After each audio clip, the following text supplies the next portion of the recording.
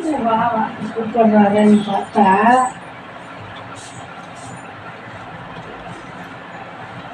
Colour நல்லா தான் இருக்குது. மக்களே வணக்கம்.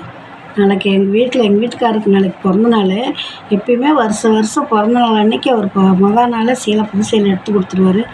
காலையில் நான் எந்திரிச்சு குளிச்சுட்டு வீட்டில் விளக்கு போட்டுட்டு அவரை எழுப்பி அவர் பார்ப்பார். அதுதான் வருஷம் அவருடைய பிறந்த நாளைக்கு நான் மகிழ்ச்சியாக இருக்கணும். அவர் எப்பயுமே அந்த மாதிரி தான் நினைப்பார். சாயந்தரம் கரூர் போயிட்டார். இங்கே காலையிலேயே போனார். கொசுவில் பீஸ் கொண்டு போனார். 5:30 தான் வந்தார். வந்ததே வாமா கடைக்கு போயிட்டு வரல. எதுக்கு கடைக்கு கூப்பிட்றாருன்னு பார்த்தா கொலுசு கொஞ்சம் அந்து போகிற மாதிரி இருந்துச்சு. அந்து போகாது, இன்னும் 1 வருஷத்துக்கு அது நான் போட்டுக்குவேன். எப்படி தான் போட்டுக்குவேன், 4 வருஷம் ஆகுது போட்டுக்குவேன். இருந்தாலும் இல்லை வாமான்னாரு. அதை போட்டுட்டு எடுத்து கொடுத்துட்டு ஒரு சேலன்னு எடுத்து கொடுத்தாரு. ஜாக்கெட்டு தைச்சி வாங்கிட்டு வரேன். நாங்கள் உட்காந்துருக்காரு. நான் தைச்சிக்கிறேன்ப்பா, நான் நாளைக்கு காலையில் போட்டுக்கிறதுக்கு கோயிலுக்கு போட்டுக்கிறதுக்கு வேணுமில்லம்மா. நாங்கள் உட்காந்து என்னை கொண்டு வந்து 6-7 மணிக்கு கொண்டு வந்து விட்டுட்டு நீ அளத்து துணி கொடுன்னு போய் கடையில் போய் உட்காந்துட்ருக்குறாங்க.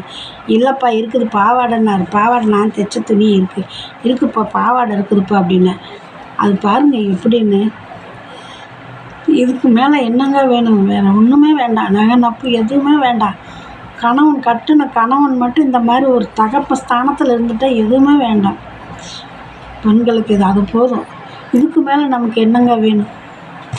எல்லாம் அதே மாதிரி எல்லாம் நீங்களும் கணவர்கிட்ட வந்து நல்ல குணமாக அன்பாக நடந்துக்குங்க. எல்லாமே கிடைக்கும். நம்ம எதிர்பார்க்காதெல்லாம் கிடைக்கும். சரியா?